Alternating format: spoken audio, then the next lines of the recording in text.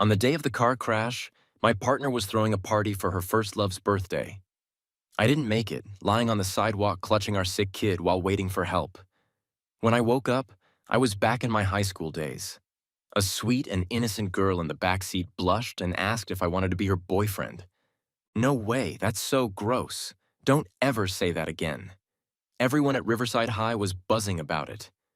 Jake, Jamie's biggest fan, had fallen for someone else. During morning study time, he didn't bring Jamie her usual milk, nor did he help her with her chores during breaks. Even when Jamie had a stomach ache, he didn't skip class to get her some warm milk and make her rose sugar water like he always did. He'd been trying to win her over for almost a year and was just throwing in the towel now. Maybe he's having a meltdown, waiting for Jamie to soften him up. I think he's moved on. I heard the top girl from Lincoln High is also after him. With a slam, Jamie angrily tossed her English book onto the desk. It was study time again. If you want to gossip, do it outside. As soon as she finished, I happened to head to the door. The classroom went quiet, dozens of eyes fixed on me. Ignoring them, I walked back to my seat, pulled out the chair, and sat down. When I opened my backpack, there were 2 bottles of milk inside. Guess the maid at home used to heat 2 glasses of milk and forgot I only needed to bring one from now on. Jamie's deskmate, Mia, nudged her arm and whispered, "Jake's trying to make up with you?" I told her he couldn't hold out much longer. Jamie's eyes flickered, but instead I handed the milk to my deskmate. "Here, for you." Ryan looked shocked and unsure. "For me?" I nodded. Then I opened my Chinese textbook and started reading quietly. Ryan leaned over, curious. "Why you hitting the books?" Without looking up, I said, "I want to get into Class A next semester.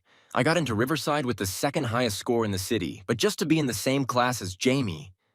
I purposely left a bunch of questions blank during the first monthly exam and bounced from class to Class F like I wanted. But now, I had no reason to stay in this class anymore. Thinking about how the girl behind me would later become my partner 9 years later, but had put sleeping pills in our hungry kid's bottle to rush to her first love, causing our car accident on a snowy night en route to the hospital. I can't forgive her. So, let's end this messed up relationship early. At noon, Ryan and I headed to the cafeteria after the cook served me the ribs I wanted. He grinned and asked, "What you getting for Jamie today?" "We got her favorite squirrel fish." I paused, reminiscing about my bold and enthusiastic chase after Jamie in high school, filling her desk with love notes I wrote, confessing loudly on the stage during flag raising despite the principal's warnings. Even the cafeteria cook knew her favorite dishes. Everyone knew I liked Jamie. It was like banging my head against a wall and never looking back. Now that I think about it, it was all a joke. I shook my head. "I'm not getting her food anymore." I paused and added, "And I won't be getting it for her in the future either." The cook's hand was about to serve the squirrel fish. I paused, grabbed Ryan, and turned to leave. Unexpectedly, I bumped into Jamie at the end of the hall. Our eyes met, and she looked stunned. I quickly looked away and left without turning back. Ryan whispered, "Jake." "What's up with you? Why did you suddenly stop paying attention to Jamie?" I sat at the table, mixing rib soup with white rice. "Nothing. I just thought it was pointless before. After I stopped making Jamie the center of my life, I realized how much free time I actually had. Playing basketball with my friends, arm wrestling, pulling out old test papers and practice books I'd tossed into my desk and finishing them little by little. A high school life without constantly stressing about her turned out to be so youthful and awesome. A few days passed like this. Then our school's dance competition came around. The homeroom teacher told us to head to the playground to cheer for our classmates. I remembered in my past life, I bought all the flowers from nearby shops to support Jamie's dance club. I even arranged petals on the ground to spell out "Dancers, chase your dreams." Even though the thorns on the flower branches pricked my palms. Chase your dreams. Even with the thorns piercing my hands and making them bleed, it still felt worth it. In the end, Jamie's dance team won the competition with a high score. Amidst all the applause and congratulations, her eyes were on her teammates and the honor. Not on me. So this time, I used the excuse of feeling sick to ask the teacher for leave and stayed in the classroom alone to memorize English words. Such stupid and ridiculous things. I don't think I'll ever do those again in this life. Ryan came back halfway and said to me, "Today, Jamie was totally off her game while dancing. Her eyes kept looking at the audience like she was searching for someone." After that, he looked at me again. "Jake, could she be looking for you?" "No." I finished writing a line of English words and calmly denied it. At this moment, Jamie practically had "dislike Jake" written all over her face. Me not going would make her happy. Ryan kept talking about the dance competition. I wasn't in the mood to listen, but didn't want to cut him off, so I used the excuse of going to get hot water. Who knew? As soon as I stepped out of the classroom, a few people were rushing toward me. I was about to sidestep when Mia, supporting Jamie, shouted at me, "Jake, don't you have a pain relief spray? Hurry and get it for Jamie. She's hurt." I did prepare a small medicine box because Jamie loves to dance. It has lots of imported meds that you can't get easily. Really good for injuries. But last time she won the competition, so why is she hurt this time? "Jake, why are you just standing there?" Mia said anxiously. I snapped back to reality, glanced at Jamie's swollen ankle, and said indifferently, "It's expired. I threw it away." After saying this, I grabbed my water cup and headed to the water room, not even glancing back. What am I thinking? Her injury. What does it have to do with me? The pain I went through before was way worse than hers. What reason do I have to feel bad for her? Behind me, Mia gasped.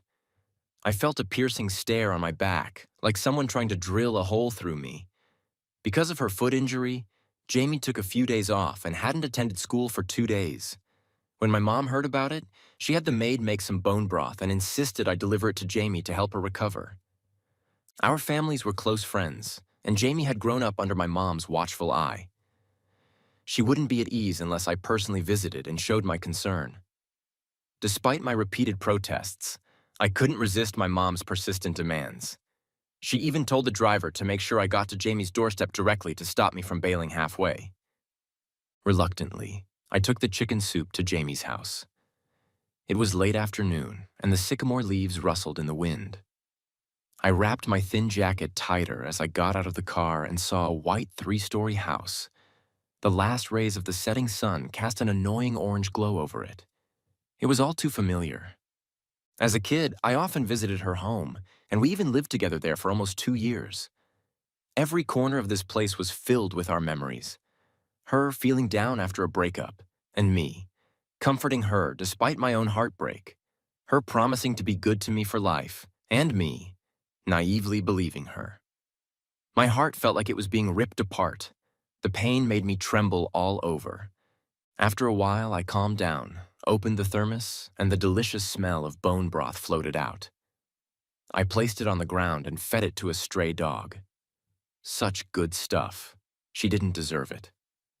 After the dog finished the broth, I prepared to leave, just as I turned around. Someone called my name. The voice was childish, yet familiar, and I didn't even bother to turn around. Jamie quickly approached me, hobbling on her crutches and nearly falling in front of me. Sweat dotted her fair forehead, and she spoke with a hint of frustration. "Jake, what the hell is wrong with you?"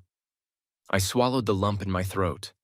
The girl in front of me, insanely beautiful, was once my favorite. I curled my lips into a cold, indifferent smile. "I don't get what you're saying." Then I kept walking forward. She quickly blocked my way again, her chest heaving and her lips pale. It was clear those few steps were painful and tough for her. "Why are you ignoring me?" Jamie's eyes filled with confusion, like she wanted to read something from my face. But she couldn't figure it out. She pointed to the food container on the ground. "That bone broth was for me. Why did you feed it to a dog? You used to always come to my house even when I didn't let you. Today, you didn't show up. I've been hurt for days, and you haven't shown any concern. What exactly— Isn't this better?" I interrupted her coldly. "You find me annoying in some way." Jamie was momentarily stunned, then nodded after a moment. "Yeah, I don't like you clinging to me. I feel happy when you're away from me."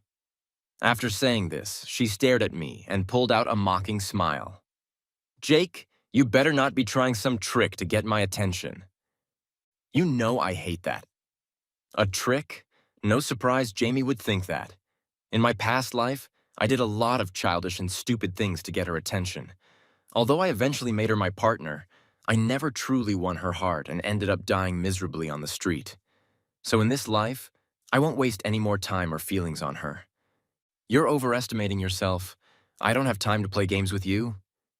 I pulled my lips into a cold, emotionless smile. The bone broth was something my mom insisted the driver and I bring. Just pretend you drank it and don't give me any trouble. Jamie's eyes were filled with disbelief. You think of me as a dog? I shrugged. If that's what you think, I can't help it. After saying this, I didn't give her a chance to argue and walked away. Seeing her in class every day was tough enough. Now I just wanted to disappear. I had only taken a few steps when the thermos flew through the air, crashing to the ground with a loud bang. Then Jamie's furious voice rang out. "I don't need your stupid soup." Since the soup incident, Jamie and I hadn't spoken. I stopped involving myself in anything related to her, no longer clinging to her for approval. Instead, I focused entirely on my studies, aiming to return to Class A as soon as possible. Once I'm back in class, I won't have to see her every day. In 2 years, during the college entrance exams, I won't stay in the same city as her. Watching her break up and get back together with her first love, going through constant emotional turmoil, I plan to escape as far as possible, hoping never to cross paths with her again in this lifetime. However, the high school curriculum was pretty tough for me now, so I asked my mom to find a tutor for me. Among many candidates, I chose Sophie, who was in the same grade in school, but from Class A. She was the top student who had beaten me in the high school entrance exam and was known as a super scholar. Our first conversation was very brief. I said, "I want to improve my grades as quickly as possible and get back to Class A." She said, "Leave it to me." I started getting closer to Sophie. Whenever I hit a tough problem, I'd save them up and ask her during breaks in Class A. I even studied with her at a nearby fast food joint after school. Gradually, new rumors started circulating at Riverside High. People said that I, the legendary simp, had switched targets and was now bothering the beautiful scholar under the guise of studying. This caused frustration among Sophie's fanboys, and one day after school, they blocked me behind the teaching building. "Jake, stay away from Sophie. A bottom feeder from Class F like you has no right to be around her." The boy who spoke had a buzz cut, a strong build, and well-developed muscles. He was clearly an athletic type from Class C. The three behind him, though not as tall, also looked fierce. They quickly formed a circle, trapping me in the middle. I calmly said, "Sophie is my tutor. I pay her, and she provides a service. I'm not taking advantage of her at all." The buzz-cut boy sneered. "Tutor? That's just an excuse for you to get close to Sophie, isn't it? Jake, you're shameless. You used all sorts of tricks to chase Jamie, and now that you can't get her, you're bothering Sophie. As a guide, I'm embarrassed for you. Yuck, you're disgusting. She never liked someone like you who's addicted to chasing girls and doesn't study. Sophie is a good student. If her grades drop because of you affecting her future college prospects, can you take responsibility?" I felt a bit speechless. Yeah, I admit I used to be a bit of a lovesick fool, but I've mended my ways and am focusing on my studies now. How could Sophie tutoring you cause them such displeasure? Besides, I'm paying for the service. Enough talking. The buzz-cut boy lost his patience, took a step forward, and bumped his chest against mine. "If we don't teach you a lesson, you won't realize your mistake." With that, the other guys rolled up their sleeves, ready to act. "What are you doing?" At that moment, Sophie arrived, grabbed my wrist, and pulled me to her side. She was petite, with a cute bun, but stood straight with an air of undeniable authority. The guys immediately dropped their fierce looks when they saw her, even showing some innocent charm.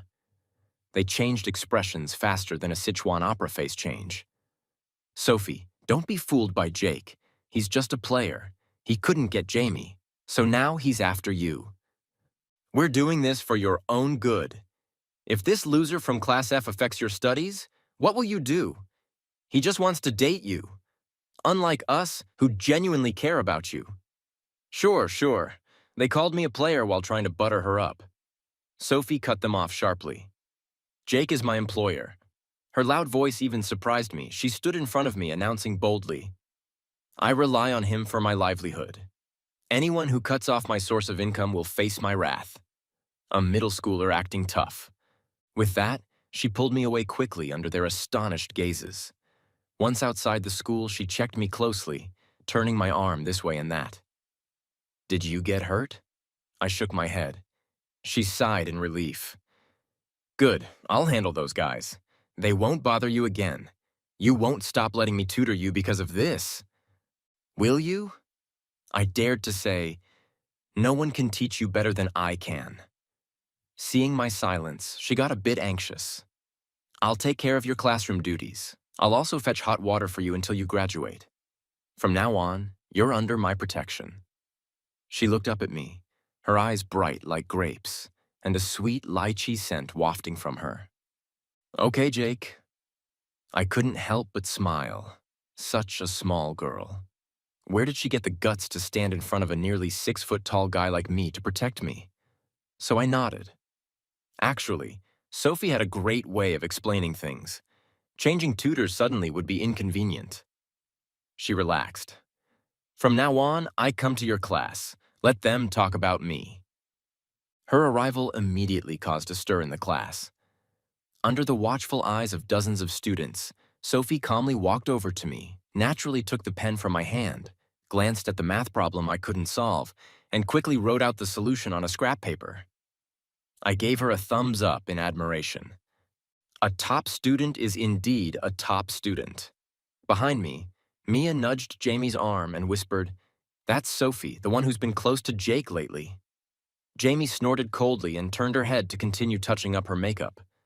But after just a few seconds, she sat up straight and kicked the leg of my chair hard, showing her dissatisfaction.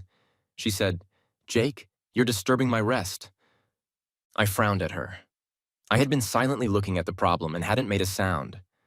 Moreover, the entire class was nosy with chatter and play. There were plenty of noses louder than mine. So I ignored her and continued discussing the problem with Sophie. Suddenly, a ballpoint pen flew from behind and hit my notebook, leaving a long black line. Damn it, I had just solved that problem. Jamie leaned back in her chair, arms crossed, looking defiant. We in Class F don't welcome people from Class A sensible and leave. A bottom of Class F doesn't welcome a top student. That's just picking a fight. I took a deep breath and retorted, Jamie, if you're sick, take medicine. Don't act crazy here. Jamie's face darkened completely, her big eyes glaring at me. Mia and Ryan beside her gasped in shock. I glared at her, then turned to pack up my books. Sophie, let's go to the rooftop. Don't mind the lunatic. After saying that, I grabbed Sophie's hand and walked out. The nosy classroom fell silent, and all eyes were on us. Behind me, Mia whispered, Wow, is he really with Sophie? Jamie looked complicated but said nothing. Due to Jamie's outburst, the long break was almost over. Sophie and I agreed to meet at the milk tea shop after school to study. However, when evening came and I was packing up to leave, Jamie appeared at the classroom door. Given her behavior during the day, I didn't want to waste words and prepared to ignore her. She blocked my way. You want to get into class, huh? I replied impatiently. Yeah, so what? I'll help you find a tutor, she said. Her voice was unusually gentle and sweet. The best one. No need, I have Sophie. Jamie's expression turned sour, showing anger. What does she know? More than you do. I brushed past her without looking back. Under Sophie's tutoring, my grades improved rapidly. Several small tests yielded good results, but I was still some distance from returning to Class A. One day, while working on a physics test, Ryan ran back with a bag of snacks. We're getting a transfer student. My pen paused. By my calculations, he should be arriving soon. The class bell rang, and just like in my past life, Jamie helped him into the classroom. He had gotten lost on his way to report to Class F and was hit by a basketball, injuring his leg. I looked at Ken's face, which wasn't particularly handsome. He wasn't smart, but he was manipulative and opportunistic. Yet, such a person made Jamie defy her parents' orders and even protest by going on a hunger strike just to make him her boyfriend.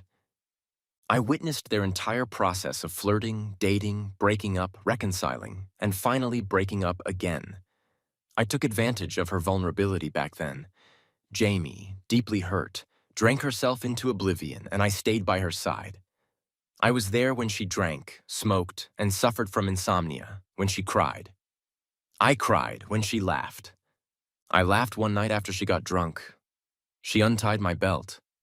The next morning, she was dazed for a long time before saying she wanted to marry me. I laughed until I cried. I thought my deep affection wouldn't be in vain. Who knew that when our kid was just 7 months old, these two went out on a date behind my back? I was just a side note in their grand love story. Ken's seat was arranged in front of mine. Jamie helped him sit down carefully. He thanked her. Jamie shook her head and said, "It's nothing." My heart ached, and I quickly lowered my head, tears welling up and almost falling. In my past life, I was arrogant and never saw ordinary Ken as a threat. But in this life, I just wanted to run away. After school, Sophie came to me. "Jake, your favorite oolong tea." It was funny. Although Sophie was my tutor, logically, I should be the one treating her well. But she always bought me delicious things. She claimed it was to combine work and rest, improving study efficiency. I shook my head. "Sophie, I want a drink." So we went to the night market behind the school, ordering beer and skewers. Since deciding to focus on my studies, every time I met Sophie, it was to study. It was rare to relax like this. During the meal, neither of us spoke. She ate skewers enthusiastically. I drank beer enthusiastically. After eating and drinking, I was so drunk I could barely stand. She immediately reached out to support me. "No need, don't be polite. I ate well, so I'd have the strength to carry you back." Without a word, Sophie lifted one of my arms and placed it over her shoulder, wrapping her arm around my waist.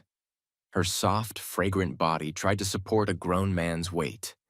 She was so cute, it pained me and made me want to laugh. "Jake, try to be happy." She stayed by my side, not speaking unless I did. After a while, she finally spoke softly. "I just want you to be happy." I let her support me. My eyes read. I couldn't tell anyone about my past life's experiences. No one could understand my pain. Even though I should hate certain people, in this life, they hadn't done anything wrong yet, and I had no reason to. Sophie supported me the entire way, and I felt miserable the entire time. When we were just a block away from home, I exhaled softly. "Sophie, this life, I'll be willful just this once. From now on, no one can make me cry." Sophie's voice was soft. "If you want to be willful, be willful. I'll comfort you. After all, I'm a good student. I don't need to study hard, so I have plenty of time." A warm feeling filled my heart, and I smiled silently. The midterm exams were approaching. I started studying even harder, hoping to get into Class A as soon as possible. During self-study, Ken threw a paper ball at me, asking me to pass it to Jamie behind me. I was focused on reviewing the key points Sophie had marked for me, and this sudden interruption annoyed me. I remembered in my past life. I also reacted this way, harboring the greatest hostility towards anybody who tried to get close to Jamie. I immediately opened the paper ball, finding a piece of chocolate and a doodle of a little ghost face. I instantly got furious and unceremoniously declared my claim over Jamie, telling him not to waste his time. But during the break, he angrily grabbed Jamie's hand. The look Jamie gave me could have killed. Thinking about it, I just glanced at the paper ball and said, "Dude, it's self-study time. Just because you don't want to study doesn't mean others don't." Ken's face turned red with anger. "It's just a note. Do you really have to be like this? If you love studying so much, why are you in Class F?" Damn it, looking down on me. I'm in Class F because I choose to be, not because I belong here. After saying that, I stood up, gathered my things, and threw them on Ken's desk. If you like passing notes so much, fine. Let's switch seats. Pass them all you want. Ken clenched his fists in anger. Why are you targeting me? I'm not trying to take Jamie from you. I just wanted to thank her. Judging by his defensive tone, he must have heard about my high-profile chase after Jamie. Passing this note was probably just to embarrass me. Too bad. I don't care anymore. First, you can chase whoever you want and thank whoever you want. It has nothing to do with me. Second, I'm giving you a convenient opportunity. You should thank me. Then I pulled him up and sat in his seat. Honestly, I was tired of being stuck between these two. This was a good excuse to leave. In the end, I sincerely hoped these two would stick together and not harm others. At this point, Jamie, who had been touching up her makeup, looked up and frowned at us switching seats. Jake, what do you mean by this? Since she offered to find me a tutor and I refused, we hadn't spoken in a while. I turned and smiled faintly. Just helping you two out. No need to thank me. Jamie's face turned sour. Ken saw the chance to pick up the paper ball. Sorry for disturbing you. It's my fault. Jamie, I noticed she didn't have breakfast. Want some chocolate? Jamie? Still angry, she impatiently slapped the paper ball from his hand. I hate sweets. Ken clenched his fist secretly. I didn't bother watching their daily drama and continued studying. Soon the bell rang. I grabbed my cup to get some water, but Ken grabbed it first with an innocent, pleading look. Jake, I'm sorry for what I said during self-study. Let me get you some water as an apology. Please forgive me. No need. Not letting me get the water means you won't forgive me. You hate me? My temples throbbed. Talking to this guy was exhausting. I just want to be friends. He continued shaking the cup. Don't worry, I'll be quick. Ignoring my protest, he ran out. Ryan was puzzled.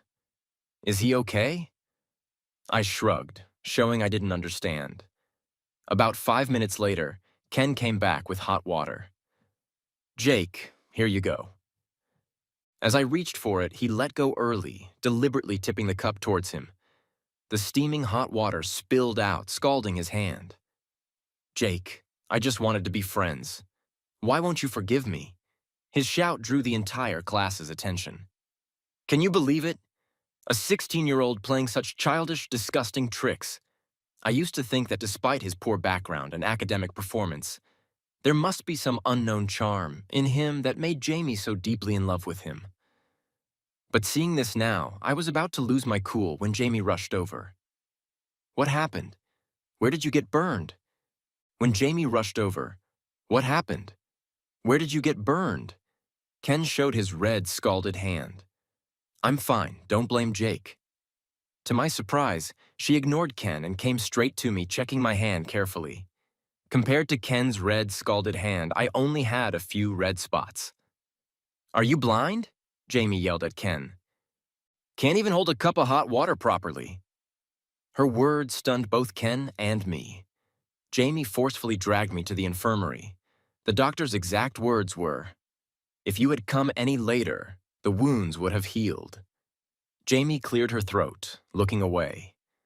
On the way back, we walked in silence, almost at the classroom. She suddenly spoke. Jake, switch seats back. Why? A long pause, just before we reached the door. She said, I take back what I said about hating you. After a moment's hesitation, she added, the day after tomorrow is my birthday. The whole class will be there. Can you come? I discovered Jamie was pregnant on her birthday. It started when she, who usually had trouble sleeping, suddenly became lethargic and had an increased appetite. I bought a pregnancy test for her to try, but she impatiently said it was impossible and kept partying. Staying up late, putting on makeup, wearing high heels, and eating irregularly. For her health, I intentionally drained the water from the toilet and tested her morning urine that she forgot to flush. Sure enough, 2 lines appeared. The moment I confirmed she was pregnant, I almost jumped with joy. I even went to the store and bought a gift box with a pair of baby socks inside. I thought this was the best gift from heaven for Jamie and me. She was willing to carry our child, and I wanted to give her a home, to stay with her forever, to give her my life. But much later, I learned from Ken that she had come that day to break up with me. The child was an accident, and she didn't want it at all. But she couldn't tell if it was my child or Ken's. If it was Ken's, she was happy. If it was mine, she hated it. Unfortunately, it didn't turn out the way she wanted. The child was mine. Memories can be painful. I rubbed my temples. I have something to do. I can't go. Memories can be painful. I rubbed my temples. I have something to do. I can't go. The person behind me stopped, her voice sweet and slightly pleading. It's the way we used to go to. I'll wait for you. I have something very important to tell you. I realized Jamie and Ken were both the same. They couldn't understand human words. They couldn't understand human words. I didn't respond and went straight into the classroom. The days quickly passed, and soon it was 2 days later. All my classmates had prepared birthday gifts for Jamie. Mia had prepared a crystal ball. And Ryan put a bag of crunchy noodles in an empty box. He sneered at me. Jamie used to bully you. Giving her a bag of crunchy noodles is more than she deserves. I smirked, then turned to see Ken place a hairpin in a paper bag. No logo, crudely made, likely bought from a roadside accessory shop. To be honest, he didn't know Jamie never wore unbranded items. I continued my classes, took notes, and did my homework until the school ended. Everyone went to the car Jamie's family had sent. I avoided the crowd, went to an empty corner, took out a paper airplane from my pocket, and burned it with a lighter. In this life, I decided to cut my losses early, stay away from toxic people, and live my life well. I'm doing great, and my future should be fine too. The only regret is the child who was hated by his own mother and died in a car accident. The fire quickly consumed the paper airplane. I thought, if I have a chance to fall in love and get married in this life, please come back and be my child. I'm strong and clear-headed now. This time, I'll protect you.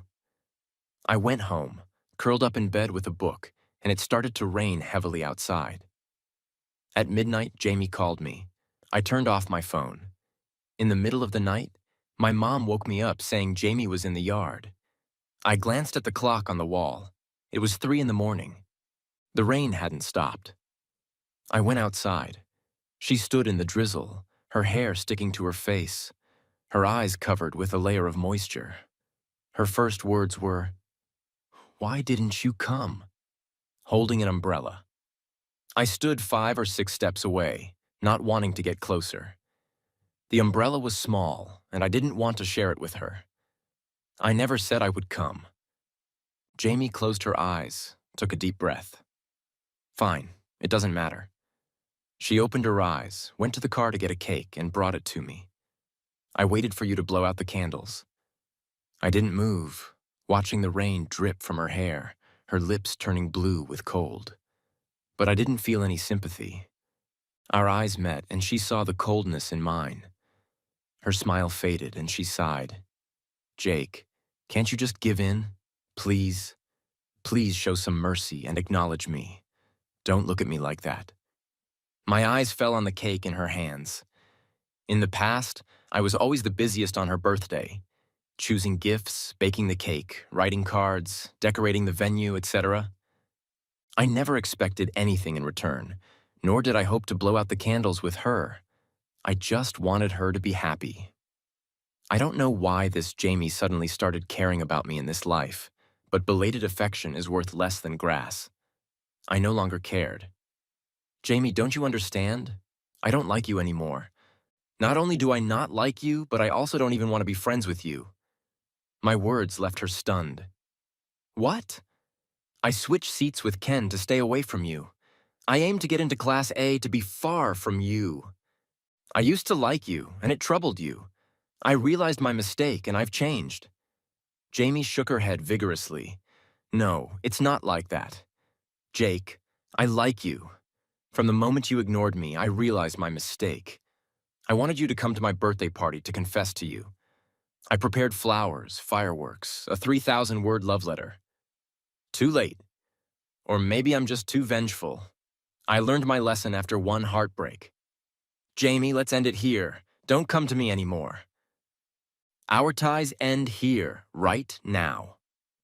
The rain pounded on the umbrella without hesitation. I turned and walked back inside. I was so mean this time. I didn't even leave her the cheap umbrella. The midterm exam results came out quickly. I made it to the school's top 10 and was honored on the honor roll, successfully returning to Class A. On the day I packed up, Ryan hugged me, crying. Jake, I'm really going to miss you. Once you go to Class A, we won't see each other as often. I gently punched his shoulder. I'll come back often to see you. You should work hard too. If you get into Class A, we can be desk mates again. Ryan wailed. You might as well kill me now. Mia gave me a notebook, hoping I would study hard and make progress every day. Becoming the pride of Class F, many other friends who had played with me also said a few words, gave me snacks, and some small trinkets. After saying goodbye to everyone, I prepared to leave with my backpack. Jamie, who had been silent, came over and wanted to see me off.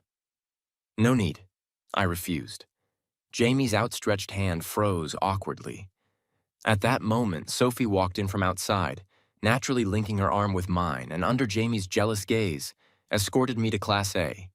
At the door, she entered first, hung my backpack on the desk beside her, and pulled out the chair. Her eyes curved in a smile. Welcome back. I smiled, sat down next to Sophie, and extended my hand to her. Nice to meet you again, Sophie. I'm Max from Class A. 2 years flew by in a flash.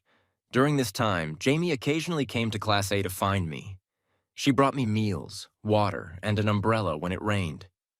She pursued me as fervently and unconditionally as I had pursued her in the past. But I gave no response. The greatest kindness I could offer in this life was not to hate or seek revenge. I put all my energy into improving myself. My goal was to avoid any more entanglements with these people and not repeat the tragedies of my past life. After the college entrance exams, Class F organized one last gathering where Jamie got drunk. With red eyes, she cautiously approached me, hesitated for a long time, and finally asked, Jake, I just want to know, back then you liked me so much. Why did you suddenly stop liking me? I thought for a moment and softly said, I had a dream. In the dream, you weren't very good to me. I rambled on a lot, and strangely, recounting it now, I felt no emotional stirrings. It was as if the once vivid and painful memories were someone else's story. She listened intently. By the end, her long lashes lowered, and her eyes became as calm as a still autumn lake. I thought she would laugh it off as a bad joke, but she looked at me seriously. Jake, the Jamie of the past life didn't love you, but the Jamie of this life does. I took a sip of my drink, feeling slightly tipsy, but the Jake of this life wasn't planning to wait. When the college entrance exam results came out, I applied to a university in the capital city, a city I liked and a major I was passionate about. I would no longer lower myself or live without a sense of self for anyone or anything. On the day I went to report to school, Jamie came to see me off. In the bustling airport, her eyes were filled with reluctance. She opened her arms and pouted. Jake, you might not see me for a long time after you leave. Can I have a hug before you go? Her college entrance exam results weren't satisfactory, so she chose to retake the year. This goodbye indeed meant we wouldn't see each other for a long time. I took a step back, avoiding her touch. Cutting ties decisively was my approach in this life. Her face was full of disappointment. All right, Jake, wait for me for a year. I'll come find you. I shook my head. I won't wait. Don't waste your time. At that moment, the airport's public announcement system sounded. I turned and left without hesitation, not even saying a polite farewell. Behind me, Jamie's voice called out, I won't listen to you. Jake, I will come find you. I took out my earphones and put them in. On the plane, I found my seat and sat down. Then, a sweet, lychee fragrance wafted over. I turned my head to see a sweet, pretty face. Sophie smiled at me. Jake, for the next 4 years, it's your turn to take care of me. All right. We're attacking objective Bravo. That's why I hate pretty much all but Lib Peak. We did a Lib Peak map or match, and it was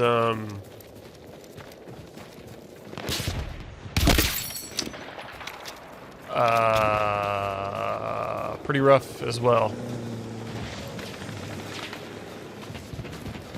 Bravo has been neutralized. Their jets were fucking skilled, so it was fucking us, or fucking me at least. No fuck, let me get the heady, dude. Lizzie needs the heady. Oh, I'm sitting here talking in game chat. What's up, Sinful? This is probably really weird. This is your first time chat.